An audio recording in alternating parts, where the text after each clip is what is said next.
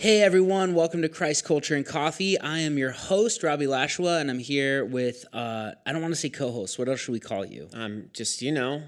Second host? Second host. Third host? What about second host? Maybe you're the first host and I'm the second host. I mean, that could be. Anyways, you're Tyler Hurley and I'm right. Robbie Lashua, and we're here hosting together cooperatively the Christ Culture and Coffee podcast. So thank you so much for being with us today. Today we're going to talk about polygamy and what the Bible says about it and why it's not good for human beings. Just spoiler alert, we're not for it. In case you didn't know that, I mean, you might have thought, no, that's not the case. We are very against it, and the Bible is against it. There's so many examples that we're going to get into today and just really break this down for you guys. And again, we're just continuing in this topic in this series of sex because we want Christians to understand where the Bible stands on sexuality, and that's what we're covering in this series. So before we get into that today, though, this is Christ Culture and Coffee, so we are going to discuss a new coffee tip for you guys today. And this isn't new. A lot of people know about this, but something to be shared. So the question is, why does the coffee plant have caffeine in it? Right? You ever think about that? Because I need to wake up in the morning. You know what? That's exactly why. Isn't that the purpose? Yeah. Of course it is. I mean, that's why else. So it's very interesting, though. That's not the only reason why, because I'm sure that's a reason. Caffeine is a coffee tree's defense mechanism and works as a natural pesticide. Wait, well, how? What do you mean? Yeah, this is interesting. So it has toxic levels of caffeine in its leaves, which are poisonous to garden slugs. Yeah, exactly. Okay. It's only in the leaves, though. It's not like actually, but the amount in it, it's toxic to slugs, which are the common, pest that comes in and just destroys plants, like similar to coffee beans. Yeah, sure. Coffee plants.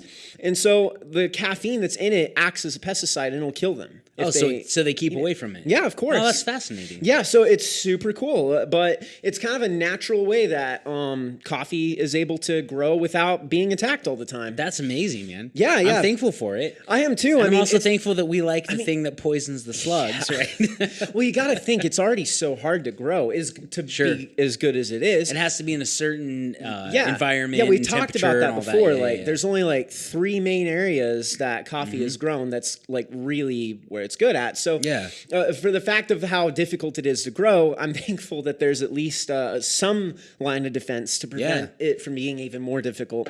So there you go. That's interesting coffee fact for you guys today. It's that caffeine is a natural pesticide for the coffee tree. That is amazing, What do you know? Yeah, what do you know? That's crazy. Yeah. Well, hey, let's move into talking about polygamy. Now, again, polygamy is when there are people who are married to more than one spouse, right? So a man who's married to multiple wives, a woman who's married to multiple husbands. I think they call that polyamory when it goes that way, when it's woman to man. But we're using polygamy as the general term for those types of relationships, having more than one wife or more than one husband. Now, it's so important to reiterate this, and we've talked about it for the last few weeks, but what is biblical marriage? What is the relationship in which we as Christians should exhibit sex? And there is only one place that's supposed to happen, and it's in a biblical marriage. And what is biblical marriage? Biblical marriage is one man and one woman becoming one flesh for one lifetime. That's 4 ones, Tyler. Yeah. And so polygamy adds plurality to the marriage. There's not one man and one woman. There's one man and multiple women, one woman and multiple men. Yeah, of course. And that is not biblical marriage. And again, one of the ways we see this, people say, well, Jesus never spoke about, homosexuality, or Jesus never spoke about polygamy. Well, he did. And we talked about that already. We absolutely did. But he addressed this when he said, when they were asking him about divorce in the Gospel of Matthew, he said, listen, that isn't the way God designed things to be. And he goes all the way back to the created order. And he points to the creation of Adam and Eve as the standard and the proper design for how God wanted marriage to be. And God didn't create multiple wives for Adam. Yeah, that's the thing. He created one. It's very specific, and that's the thing that Jesus is trying to get at. He's trying to take you back to the beginning to say, look, this is how it was intended. Yes. Yeah, Yep. exactly. And what did God want it to be in the first place? Not all of the ways we've screwed it up as human beings. Yeah, right. What did God want it to be? So let's now look at scripture that actually speaks to polygamy. Because a lot of people argue, listen, there's a whole bunch of polygamists in the Bible, and God didn't seem to have any problem with them. Yeah, that tends to be a common argument because you see a lot in scripture. It is true. Like, there was polygamy. It was recorded in the Old Testament that lots of kings had many wives and mistresses and stuff like that. And it was something that happened. And so we're going to cover what that was, and we're going to address it for you guys today. Yeah, but first we want to look at these scriptures that directly speak to God's opinion of polygamy. So let's get into that. This first one is just fascinating. And this is Deuteronomy 17, 14 through 20. Says, when you come to the land that the Lord your God is giving you, and you possess it and dwell in it, and then say, I will set a king over me, like all the nations that are around me. You may indeed set a king over you, whom the Lord your God will choose. One from among your brothers you shall set as king over you. You may not put a foreigner over you, who is not your brother. Only he must not acquire many horses for himself, or cause the people to return to Egypt in order to acquire many horses. Since the Lord has said to you, you shall never return that way again, and he shall not acquire many wives for himself, you shall never return that way again. Let his heart turn away, nor shall he acquire for himself excessive silver and gold. And when he sits on the throne of his kingdom, he shall write for himself in a book a copy of this law, approved by the Levitical priests, and it shall be with him, and he shall read in it all the days of his life, that he may learn to fear the Lord his God by keeping all the words of his law and these statutes and doing them, that his heart may not be lifted up above his brothers, and that he may not turn aside from the commandment either to the right hand or to the left, so that he may continue long in his kingdom, he and his children in Israel. So there we go. So this is an interesting passage about the kings that are going to come in Israel. Moses writes this down. So this is this is prior to the time of the judges. So this is like 300 years before King Saul becomes king. And God knows that they're going to eventually want a king, so he lists some rules. And he says there's 3 things that kings aren't allowed to do.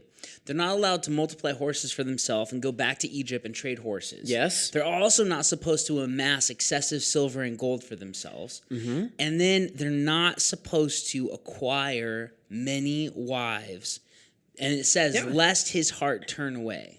Yeah, see, and this is the law. That's that is the original law. So kings are supposed to follow this. Yep, don't have multiple wives, don't acquire excessive silver and gold, and don't trade horses with Egypt. Yeah. And then it says, and the king is supposed to write this law down, which either means this specific law or the whole book of Deuteronomy, and then have it okayed by the Levitical priests so they read it and go, yeah, that's legit. That's what it says. Yeah. He was supposed to hand copy it himself and rule out of this book. Yeah, and it's a way to acknowledge the hand copying there. It was a way to acknowledge, yes, I understand the law. I know that I'm supposed to follow this. And on top of that, I'm going to make this known before God by having a priest approve this. Yeah. That's literally what's happening here. And they have their own copy of the book. Yeah, right? Yeah, exactly. So, that they wrote. Yeah, so that's the thing. It's saying you not only should know the law, but you also copied it down. You wrote it and you made an oath to follow that. Yeah, and Deuteronomy was the book that the kings were supposed to rule out of. Yeah. Now, so you look at Saul, who had multiple wives, David, who had multiple wives, Solomon, who had multiple wives, and pretty much every other king of Israel and Judah had multiple wives. Yeah, they did. But they also were supposed to have written this down and have it and rule from it, and none of them did. Yeah. They actually disregarded this section, even though they knew what it said. And it's because they didn't want to do any of that. Well, it wasn't cultural, right? Yeah. The way you advance is you marry different kings' daughters, and so now you have protection because there's family allegiance. So instead of trusting what God said, they took matters into their own hands in order to secure borders and to help them get richer, instead of trusting in God's provision and doing what he said was right. One thing I think is interesting is you have Jesus come on the scene, right? And he's the king, right? He's the Messiah king. And Jesus quotes from the book of Deuteronomy more than he quotes from any other book. in the New Testament. Is that fascinating? Yeah, that really is. He's showing you, I know the book I'm supposed to rule from, that's and the point. I'm the king. And he didn't multiply wives for himself, or trade horses with Egypt, or amass silver and gold for himself. And he understood the law. That's it. And he followed it. He followed didn't just know it. Yeah. He actually that's followed the thing. it. We got to acknowledge that because the kings, they knew. They knew knew the what this law. said. They just didn't do it. They absolutely knew it. Yeah. Yep. You can't say that they missed that. Nope. Like, no. So it's right there. The king is not supposed to have multiple wives. All right. Let me read another passage. This is from the New Testament, 1 Corinthians 7, 1 through 5. Paul says, "Now concerning the matters about which you wrote, it is good for a man not to have sexual relations with a woman, but because of the temptation of sexual immorality, each man should have his own wife, and each woman her own husband. The husband should give to his wife her conjugal rights, and likewise the wife to her husband. For the husband does not have authority over his own body, but the wife does. Do not deprive one another, except perhaps by agreement for a limited time, that you may devote yourselves to prayer, but then come together again, so that Satan may not tempt you because of your lack of self-control." So this is a really interesting passage because he's just talking about how marriage and sex are supposed to work. You because of temptation and lust and sex, and that we all have that drive, it's good to get married. And you should have your own wife. And you should be, he says, performing your conjugal rights to one another. Yeah, right. But having sex with one another, right? And satisfying that desire. So he says that's what we're supposed to do. But you notice how he says each man should have his own wife, each woman her own husband. It doesn't say he should have multiple wives. Or she should have multiple husbands. It's very specific on each one should have one. And that is the relationship in which sex is permitted and should thrive and should be good. Yeah, that's exactly it. It's supposed to be one husband, one wife. That's what it is. That's what the Apostle Paul taught. Yeah. Now there's another passage. You want to read this next one? Yeah, and this is 1 Timothy 3, 1 through 2. It says, "The saying is trustworthy. If anyone aspires to the office of overseer, he desires a noble task. Therefore, an overseer must be above reproach, the husband of one wife, sober-minded, self-controlled, respectable, hospitable, able to teach." And do you see that? It says a husband of one wife. It mentions one. Yeah.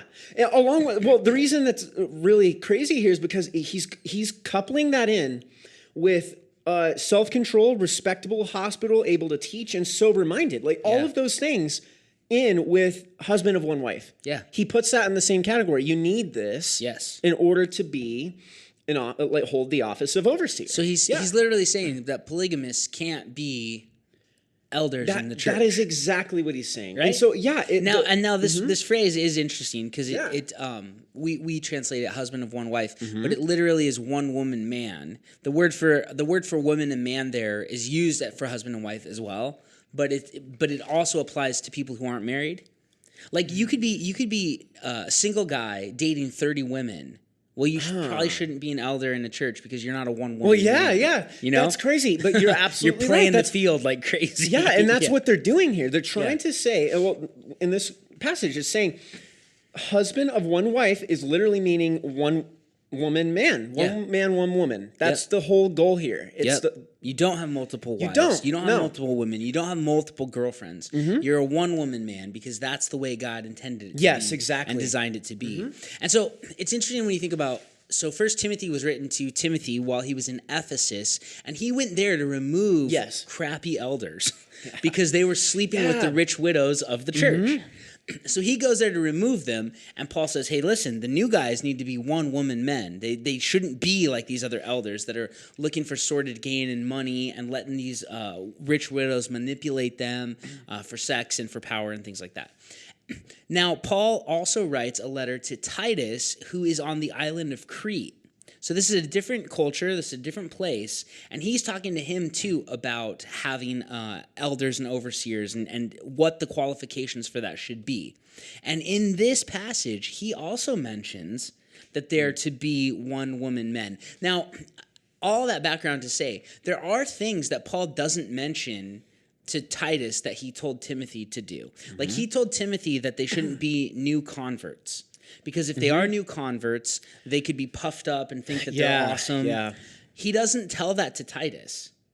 And the reason is because the church in Crete was new and they all were new converts. So if that was the case, you couldn't have anybody Yeah. But both, whether they were a newly established church or they were an old church, right, both were supposed to have overseers who were one woman men. Right. So let me read this. This is Titus 1, 5 through 6. This is why I left you in Crete, so that you might put what remained into order and appoint elders in every town as I directed you. If anyone is above reproach, the husband of one wife, and his children are believers and not open to the charge of debauchery or insubordination, right? So the husband of one wife, a one-woman man. Yeah. This is what Paul says you need to look for in church leadership. Now, it seems odd if polygamy was permissible in the Bible, that he would say that's a qualification. Yeah, right? Yeah, it's very odd. It is. Of course it is. That's just something that we see, though, that's a continuing pattern in these qualifications. Like, this is what needs to happen. You need to have one spouse. It goes back to like we said in the beginning, one man, one woman, one flesh, one lifetime. That's how God created it to be in the first place, right? Exactly. And so now those are just a few scriptures on where we can surmise that God isn't in favor of polygamy. Yeah. The opposite side is there is no passage that condones polygamy or says that it's prescribed to us. So we have silence on that side, but we have these verses that are talking about, no, it's supposed to be one, it's supposed to be one. Don't multiply wives for yourselves. So we conclude, hey, polygamy is not God's intended design for marriage. Of course. And yeah, with that, we now want to start to just get into a little bit more of why it's bad, right? Why does God say that? Yeah, of course, because that's something that we've been discussing too throughout this series. It's that whenever God has something that's intended in his law, it's not because he's trying to take away our joy. He's not trying to rob us or hold us back of something. It's because there's an intention behind it. There's a design. Yes. So we're going to discuss now why it is bad for us. And I'm going to start that off with a quote by Todd Wilson. Yeah, he wrote a really great book called Mere Sexuality. I like and that. It's a very, very good book. Yeah. But this is a quote that he made here. It says, polygamy undermines the one flesh union by robbing it of its mutuality. In fact, in most creatures that practice polygamy, men occupy the superior position in the relationship by giving only part of themselves, not their whole self, to any one of their wives. This is why polygamy is ultimately demeaning and degrading to women. The wives give themselves wholly to the husband, but the husbands give himself only partially to each of his wives. Now, see, that is fascinating, isn't it? Yeah. Well, and you got to think that you see that. That's what happens in these scenarios. Yeah. Well, and if you've ever looked at, like, again, there's so many YouTube videos and documentaries about polygamous communities, especially with like Mormons, right? And you listen to these women who live in those situations. It's not good. No, it's not good. There's so much jealousy. There's so much hurt. There's the favorite wife, and so the kids of the non-favorite wives don't feel as good about their life. And why doesn't my dad like my mom as much as he likes my brother's mom? Right? Yeah. It's a bad scenario, and it's because it's not the way God intended it to be. We're not one man, one woman, one flesh, one lifetime. You add multiples into that, and it just causes a problem. I was thinking about this. Do you know who the first polygamist recorded in Scripture is? To tell you, I'm going to be honest with you. I don't. You don't. I don't know think this. I ever thought of that. You don't know this because it's a weird person. Okay. But it goes all the way back. The first time it's recorded in Scripture of polygamy happening is in Genesis chapter 4, verse 19. Okay. And this is one of the sons of Cain, and his name's Lamech. Listen to this. Lamech took to himself 2 wives. The name of one was Ada, and the name of the other was Zillah. Then it talks about Ada giving birth and who she gave birth to. But then listen to this. Lamech said to his wives, Ada and Zillah, "Listen to my voice, you wives of Lamech. Give heed to my speech, for I have killed a man for wounding me and killed a boy for striking me. If Cain is avenged 7-fold, then Lamech 77. So Lamech's a bad guy. Yeah. He's a murderer, just like his dad was, just like Cain was, but he also is the first polygamist recorded in Scripture. Crazy. Isn't that interesting? Well, no, that makes sense. I mean, I think I thought of that before. Like, I mean, obviously I've read that at some point. It's just something that you don't think of. Yeah. Yeah, you don't look for that. But that's interesting. I mean, it is. Yeah, wow. But that goes way back. It does go way back. I Yeah. mean, it does. Well, and you know why? I mean, if you think about it in this sense, God has created this, we'll call it the law of moderation. Yeah. Right? The most enjoyment in our life comes when we don't abuse things excessively that are good things, right? Gluttony is a sin because it's using food too much. Yeah. But food is supposed to be a blessing and it nourishes us. But when we go overboard with it, it's bad for us. Yeah, yeah. So gluttony is a sin because it harms us, right? Alcohol, the Bible talks about alcohol is fine, and Jesus drank wine, and other people are prescribed it, and it's not a big deal. But the excess of alcohol is bad for us. Yes, Using too much of a good thing becomes a bad thing. Yes, that absolutely, I think, hits the point. And I think it's the same when it comes to marriage, right? People think, oh man, if one wife's good, two must be better. No. It's not, right? It's not. It causes issues and problems. And so I think it falls into that law of moderation. When we do things the way God has told us to in moderation, it actually brings about the most enjoyment we can have. Yeah, of course. So I understand where Lamech was thinking, oh yeah, two is better than one, but he was completely wrong. And think about this, he was the grandson of Adam and Eve. Yeah, so he knew how it was supposed to be. Yeah, exactly. And then part of that, this is just a speculation thing too, but it's also like, you got to think like they were probably his sisters too, is the other factor that it's like. Yeah, or cousins, or at least cousins, or something. It's just interesting to think about, like at the beginning of like humanity, like towards the early stages, it's just, this is happening, this is going on. So just crazy. But yeah, that's kind of just the idea that we're getting into here. We're trying to help you guys understand like this, there's lots of problems with this, and there's tons of issues that come with polygamy. And now let's talk about this. The Old Testament, Tyler, is filled with characters in the Bible, the good guys in the Bible, and they were polygamists. So how do we as Christians say polygamy is wrong when our Bible is filled with a whole bunch of people who practice polygamy? Yes, exactly. Well, this is what we want to say right before we start off the bat. Again, nowhere does the Bible condone polygamy. Nowhere does it say it's permissible. However, it does record that many Old Testament figures were polygamists. But here's the catch. We got to talk about, is the Bible prescriptive or descriptive? So just because something's in the Bible, does it mean that we are being told to do it? For instance, Judas committed suicide.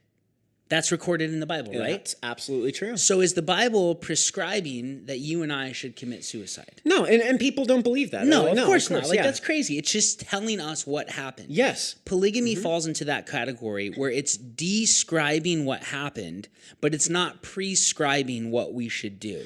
In fact, God, like we talked about, he speaks against the idea of polygamy in other passages. So prescriptive, descriptive is a really great assessment tool to think through when it comes to these topics. But the other thing is this. Just because God allowed his people to take multiple wives does not mean that he approved of it. Of course. Just like God allows you and I to make a bunch of stupid decisions, and that doesn't mean he approves of them. And well, that's all that they were but doing. He allows it. That's all that they were doing when they recorded that in the Old Testament, especially where you see that polygamy is common. It'll say God allowed this to happen, or he allowed so and so to take. Or they just did it, but he never tells them to do it. He never prescribes it. Allowing something does not mean you gave permission. It's just that's not at all what it means. And this is something that it is important for us to think about, is that God loves human beings, and he's always working with us. Ever since the fall, he's working with us in broken cultures and in broken systems, with us making stupid, boneheaded decisions. Yeah. And he still works within that. He doesn't wait for people to be perfect in order for him to move into relationship with people. Yeah, that's right. And so often I look at the polygamy in the Old Testament, I'm like, man, that was so horrible. But again, and it was. It's not condoned. It's not okay. What David and Solomon and Saul did is not okay. But they were just going along with their culture. And that should give us pause to think, what in our culture are we just kind of going along with that we don't even realize is such a huge issue? Yeah. You know what I mean? Like, what is it? Well, for instance, on YouTube today, there was a guy who was talking about our last episode, which was about waiting to have sex until marriage, right? And he was arguing, of course. Well, people don't just give, how did he say it? It's like, people can't just give a cow to somebody's dad and then they can get married when they're 16. And so people are waiting until their 30s, early 30s or mid 30s to get married. And you're telling me that we're supposed to wait until marriage to have sex? Our bodies weren't made like that. God didn't make us like that. God made us to have sex earlier than that. And I said, well, you can get married earlier than 35. Yeah. He was like, what are you talking about? That sounds like he's arguing that it... Yeah. Yeah. And I said, I know a ton of people who got married earlier than 35. Yeah. And he's like, well, in this culture, because you got to, get to a place where it's not so easy to find somebody. Oh, so there it is. Yeah. Okay. Well, and then I said... Then it's not about being 35. Exactly. Yeah. Exactly. And that's what I said, listen... God's standards for morality don't change just because of our current cultural situations.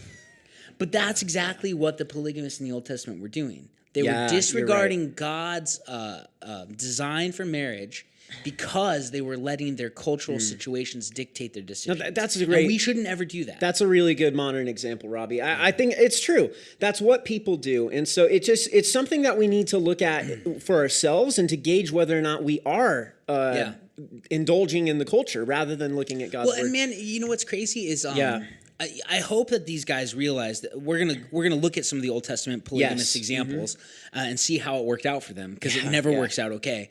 But I hope they realized it was a bad idea. Yeah, right. But man, sometimes I think they didn't even realize they were just going along with what you do. Like this is just what you do. You know? Might, through their lifetime, they might not have fully acknowledged. I don't know. Yeah, I don't know. Well, it's not recorded with all these cases, so we don't fully know that. But let's get into that a little bit, like you said. Okay. So how did polygamy work out for the people in the Old Testament? That's the question. So there are polygamists, and how does the story end up when they live a polygamous lifestyle? Let's see what happens. Let's look at it. Yeah, we're going to start with Jacob, okay? Okay, so he's kind of important. Oh, of course. Yes, right? He is. Yeah. Abraham's grandson, name gets changed to Israel. The 12 tribes come from him. Yeah, it's kind of a big deal, right? Deal. But he was a polygamist. Indeed he was. He was. So we're going to start with Jacob. So I'm going to read a passage from Genesis 29:30 through 35. And it says, so Jacob went in to Rachel also, and indeed he loved Rachel more than Leah, and he served with Laban for another 7 years. Okay, let's stop right there. Yeah. So you remember the story is Jacob, he goes and he falls in love with this girl named Rachel, and he's working for her dad. And he says, if you work for me for 7 years, you can marry her. Yeah, that's right. And then the dad pulls the old switcheroo and gives him his other daughter, Leah, which I'm wondering, how do you not know it's not the girl you wanted to marry on your wedding night? So was there a lot of drunkenness, or who knows?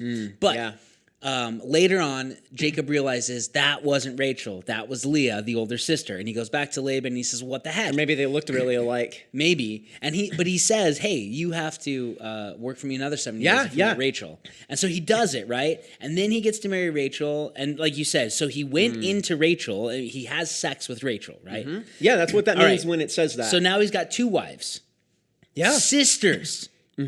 Okay. That's what's happening here. Read on. Okay. So this is continuing from verse 31.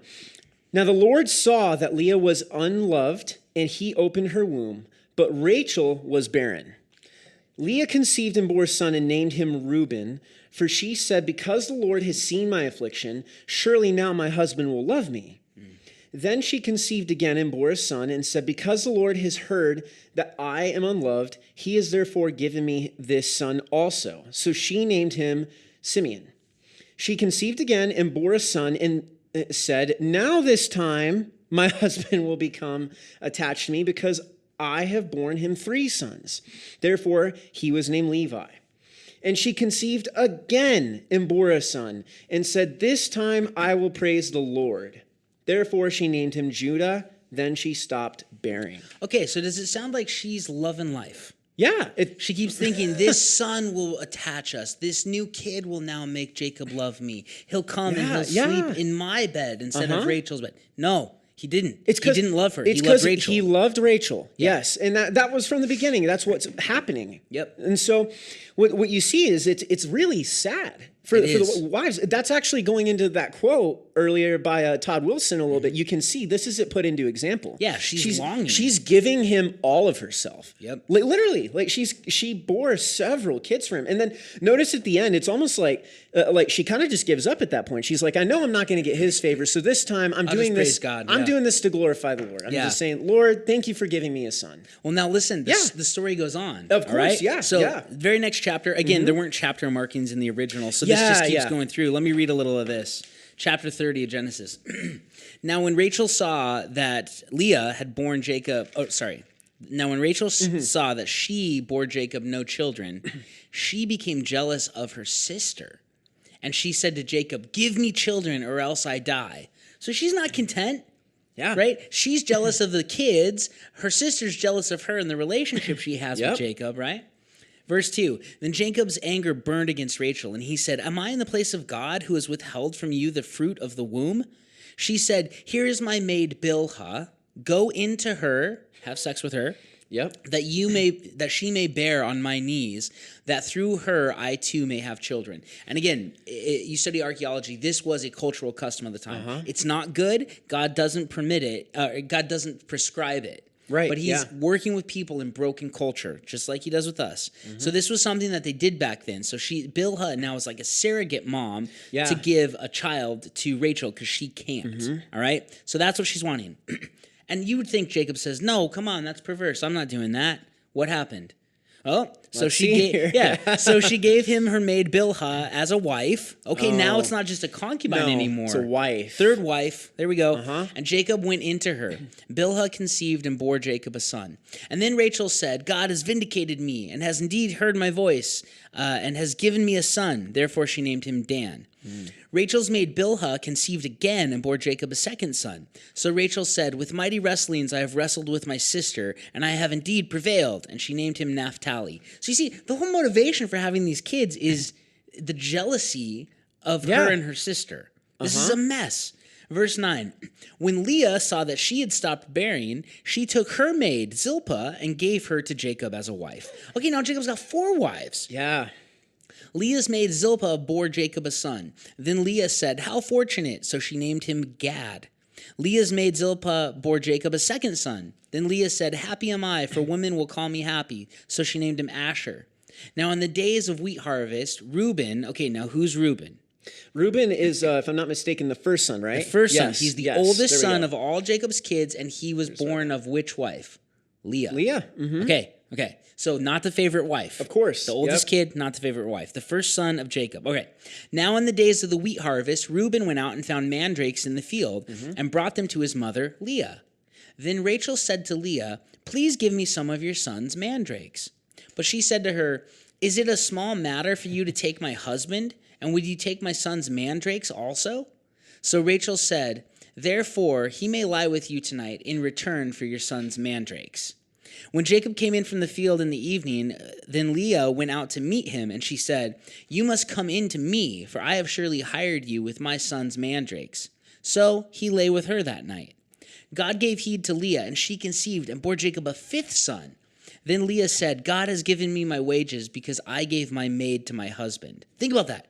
God is repaying me because I gave him a 4th wife. How twisted is all this? See, and that's another thing. People will read that and think that that's like actually what's happening, that God actually gave her. God didn't say that? No, she said that, which they're trying to point out, like, this is a mess. He's describing what So happened. actually, he's not even trying to point out. I shouldn't say that, because he's not trying to point out. He's just describing what's happening. And that's what's happening. It's messed up. Yeah. It is.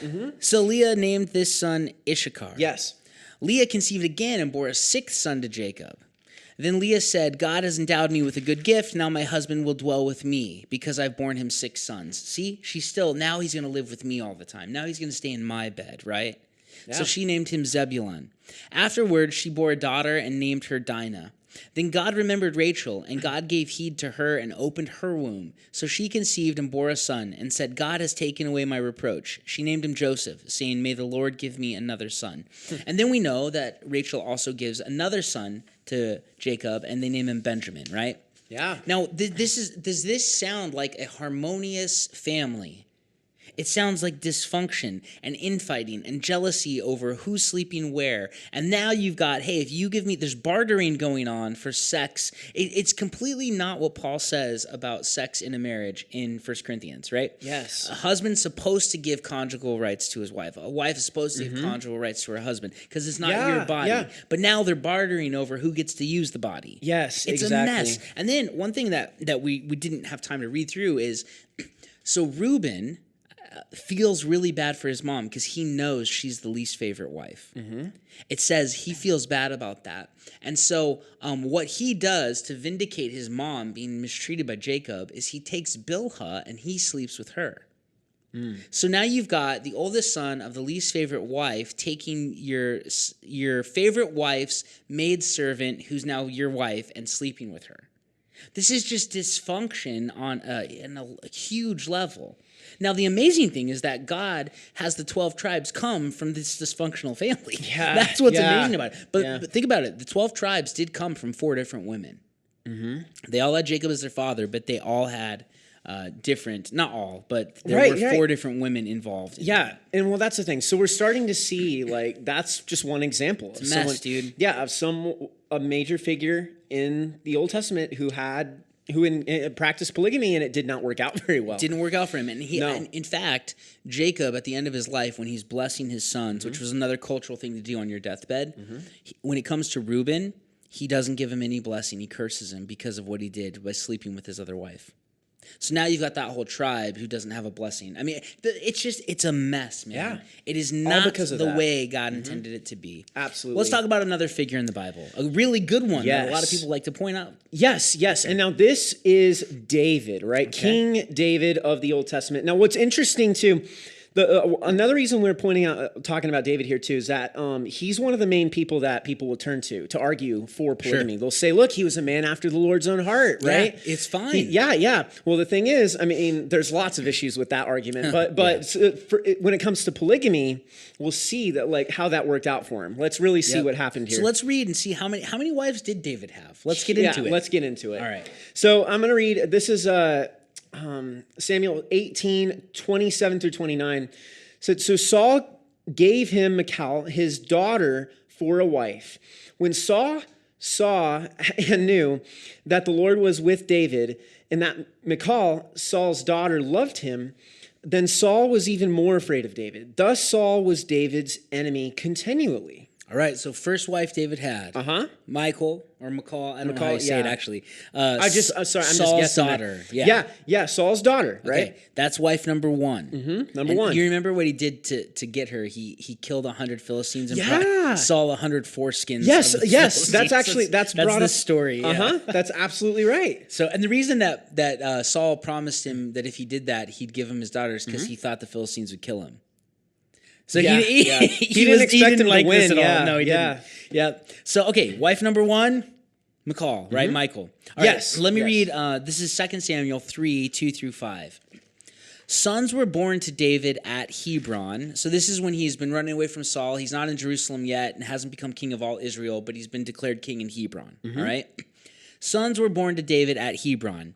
His firstborn was Amnon by Ahinoam the Jezreelitess, and his second, Chileab, by Abigail, the widow of Nabal, the Carmelite, and the third, Absalom, the son of Maacah, the daughter of Talmai, king of Geshur, and the fourth, Adonijah, the son of Haggith, and the fifth, Shephatiah, the son of Abital, and the sixth, Ithream, by David's wife, Eglah.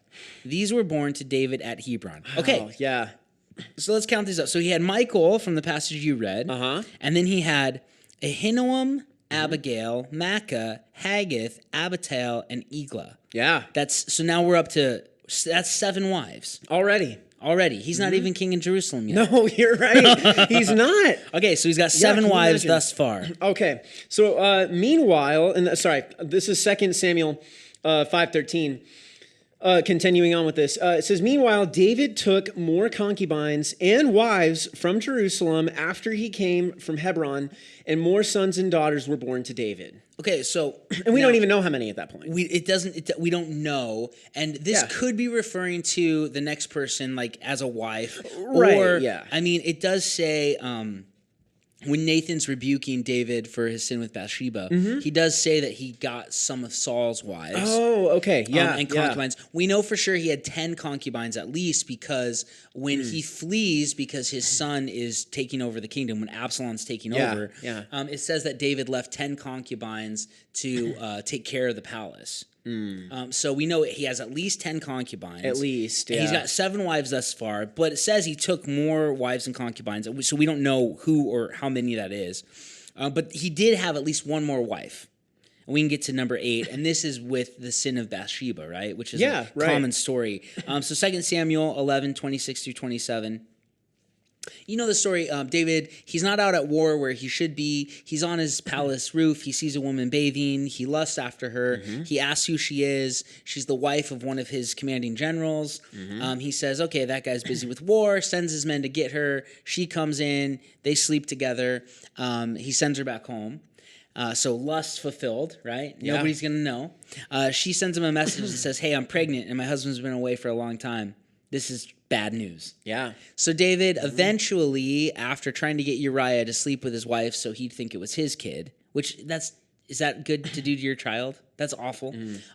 He eventually has Uriah killed in battle because he doesn't want to admit to the adultery. Yeah. So he has Uriah killed, and then when that happens, he takes Bathsheba as his wife. Yeah. Right? And they have a kid, and then the kid dies as a punishment. So I just want to read 2 Samuel 11, 26 through 27. Yeah. Now when the wife of Uriah, that's Bathsheba, heard that Uriah, her husband, was dead, she mourned for her husband. When the time of mourning was over, David sent and brought her to his house, and she became his wife. Then she bore him a son, but the thing that David had done was evil in the sight of the Lord. Yeah. So wife number 8, we see that David had at least 8 wives, probably more, plus he had concubines, which are basically, harem girls that you can have sex with. Yeah, exactly. And that's just the interesting thing. So how does this work out for him? That's what we want to get into now. That is the interesting thing. How does this work out? Yeah, so I'm going to talk about, this next portion is about, sorry if I butchered the names a little bit, but here, Amnon, Tamar, and Absalom, okay? Yep.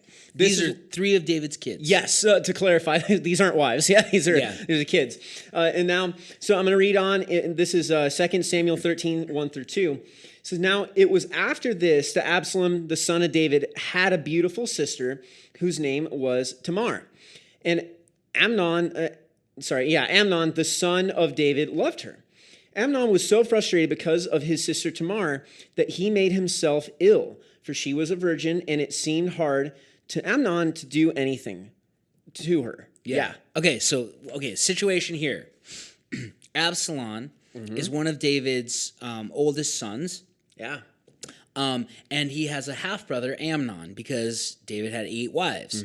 So Absalom has a full sister, Tamar. Yes. So that's why it clarifies that. But Amnon is a half-brother to Absalom and Tamar. So Amnon, the son of David, falls in love with his half-sister, Tamar, and he wants to have sex with her. But she's a virgin in the court, so he doesn't know what to do. Right? That's what it says. So he's moping about it, and he's just lovesick over it.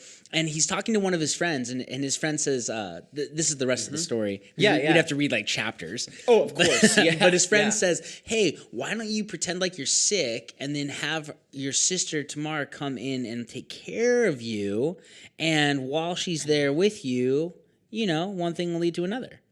And Amnon thinks, hey, this is a great idea. Yeah. So he pretends like he's sick. David comes to see him, and David says, what's wrong? He says, I'm just so sick. Can you send Tamar to come and make food for me and take care of me? She always, lightens my spirits. And David's like, yeah, okay. So he sends Tamar in. She's making him food. He sends everyone out of his house, and then he rapes her. Yeah. So he rapes his half-sister. And it was so crazy because it says that after he raped her, he despised her. And he was angry with her. And then he kicks her out. And she says, you can't kick me out after defiling me like that. And she protests when he's trying to come on to her. She's like, no, this isn't proper. This isn't what we're supposed to do in Israel. And it's because there's Old Testament laws against incest. Yeah. You're not supposed to do that to half siblings at all.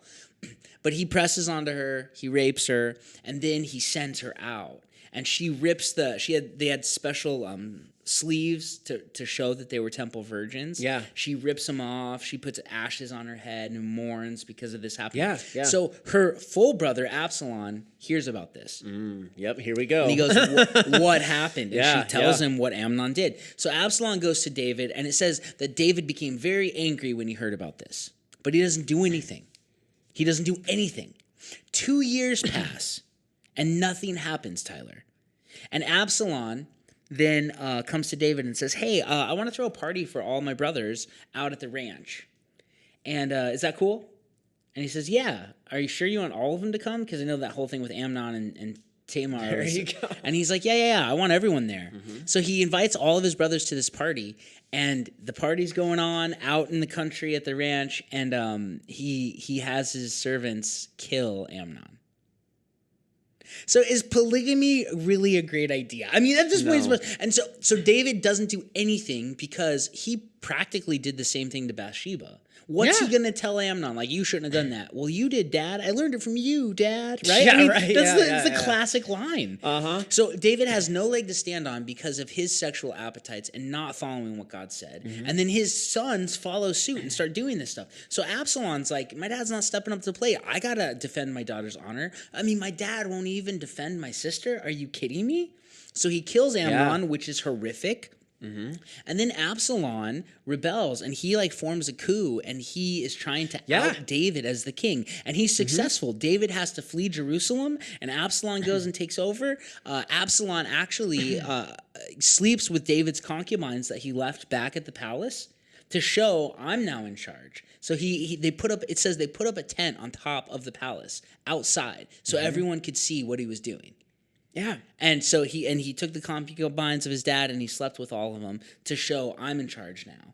And then eventually what happens? Well, David comes back in with his army and Absalom gets killed in battle. So think about this. Because of David's polygamy, are you kidding me? Yeah, this all happens. This is so horrific. This is so horrific. Yes, this just complicated things for them in so many ways. Jealousy, raping your sister, and then so now David's lost 2 of his older sons. I mean, it's bad news, man. Plus, he loses a son, and he kind of loses his whole kingdom for a little while there. He does. Yeah, and it all stems back to he did not follow what God said in Deuteronomy. Exactly, that he shouldn't multiply wives for himself. Exactly, because this is what happens. The other thing that's interesting, Tyler, as we talk about this next guy, is he's one of the sons of David. Yeah, that's right. And so does he think, hey, my dad really screwed all this up? Or does he think, oh, that was a great example and I'm going to follow suit? All right, so let's get into it. Let's talk about the next guy. So, of course, we are going to be talking about Solomon now, right? So this is our last example that we're going to give for you guys of Solomon.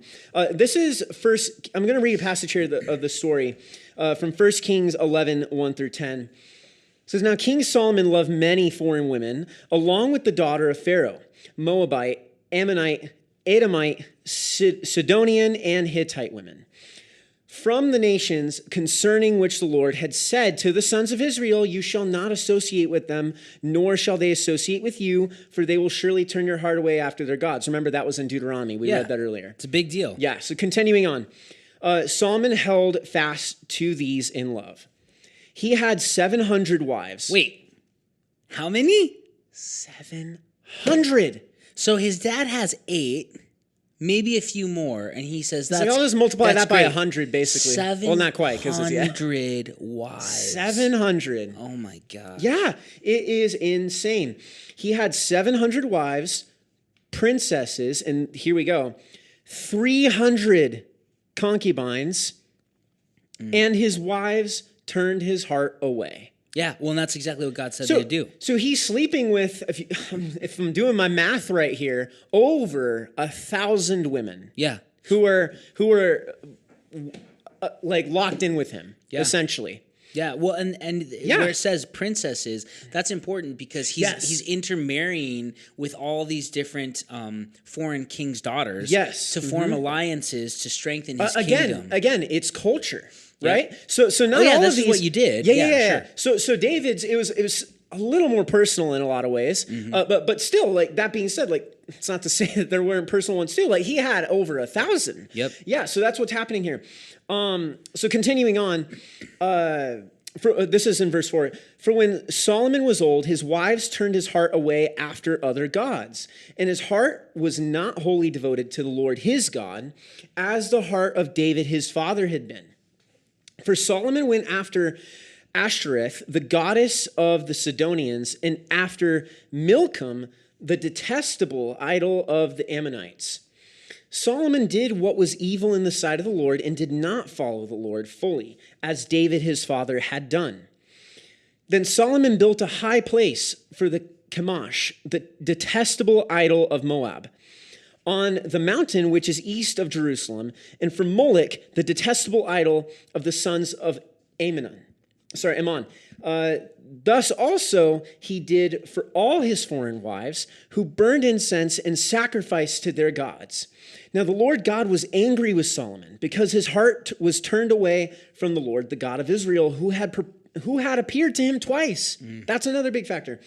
And then verse 10, and had commanded him concerning this thing, that he should not go after other gods, but he did not observe what the Lord had commanded. So see, this is what happens to him, right?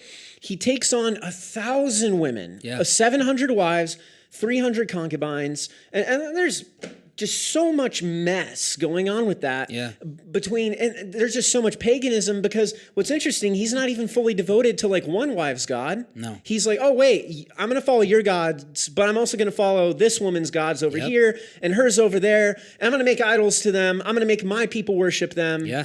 It's a mess. Dude, when you think about Moloch, was the god that they would do child sacrifice to. Yeah. So Solomon sets up child sacrifice. He does. In he Jerusalem. sets up child sacrifice in Jerusalem. It's abhorrent. It is detestable. Like it says too, right? Detestable.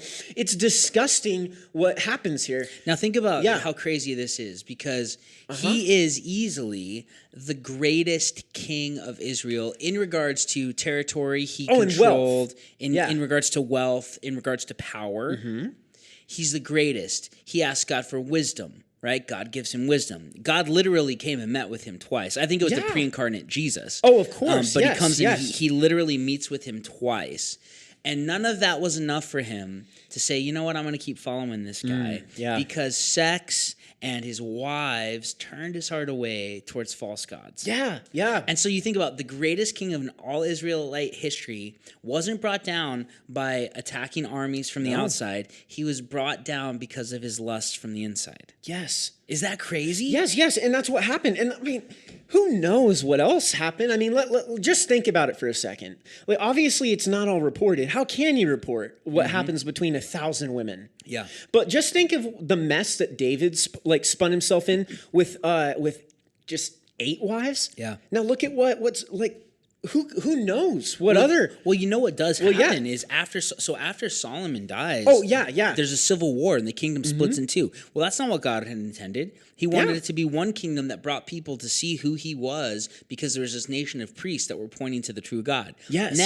Solomon's sins have led the northern 10 tribes to want to worship false gods, while Judah and Benjamin were like, no way, we're still worshiping Yahweh. So he's directly responsible for the divided kingdom and for the mess that comes with all of that, with God's people. I mean, it's catastrophic what happened, and it's because of polygamous relationships. It is absolutely because of the polygamous relationship. That's the whole reason, and that's what is being told here. That's not just speculation, right? No. We're not just looking at this and like jumping through hoops here. Like, this is what the text says. Yeah, so when people say, hey, God must be okay with polygamy because there were so many polygamists in the Old Testament, I often like to say, have you read what happened to those guys? Have you read how it worked out for them? It doesn't seem ideal. It doesn't seem like it was a good idea back then. No. It's probably not a good idea now. Not to mention, we have all these other scriptures that tell us not to do that, and we're supposed to have one wife and one husband, right? It's crazy to me when people say, oh, it must have been okay. Really? You haven't read these stories then? Because it never turns out okay. It never leads to human thriving. It leads to broken relationships, death, killings, rape. I mean, it's a bad scenario. And so I do not think that we were made to live polygamous relationships. I have this quote I really want to read. This comes from one of the greatest theologian thinkers of all time. We're both fans of his. G.K. Chesterton. And he talks about polygamy. I want to read to you this.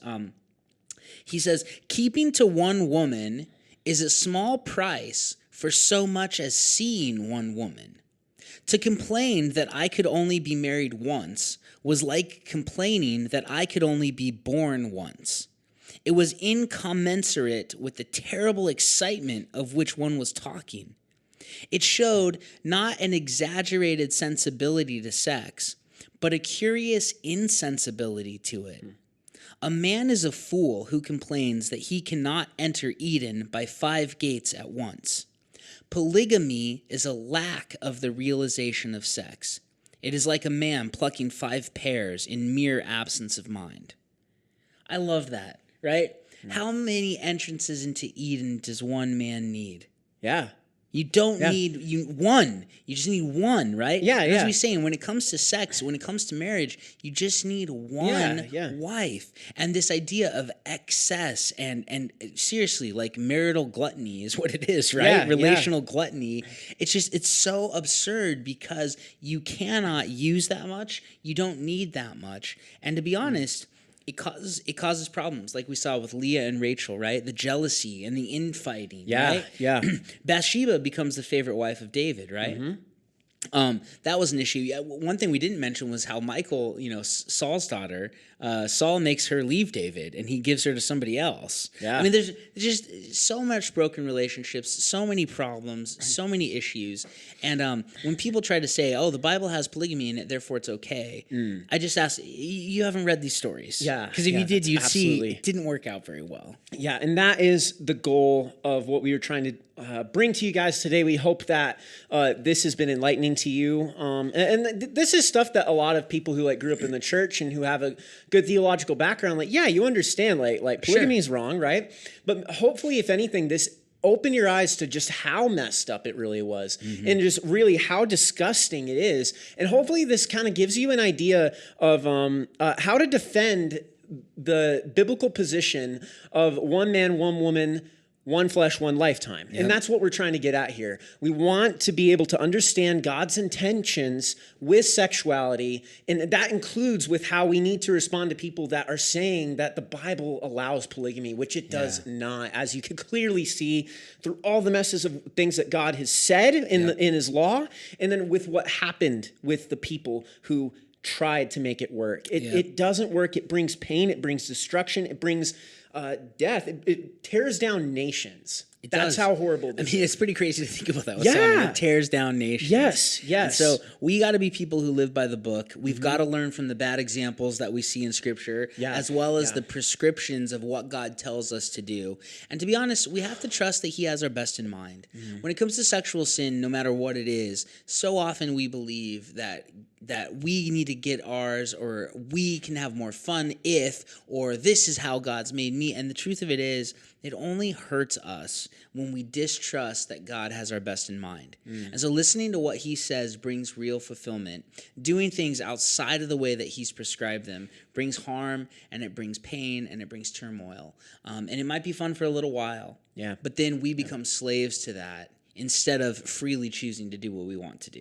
And so we don't want that for you. We want to listen to what God says. He's in the position to tell us how we're to operate. He's actually the guy who made us, so he knows how we're supposed to operate well, and He's told us in His Word. And so let's be people of the book. Let's be people who live with that standard, because it's from God, but it also works out better for us in the real world.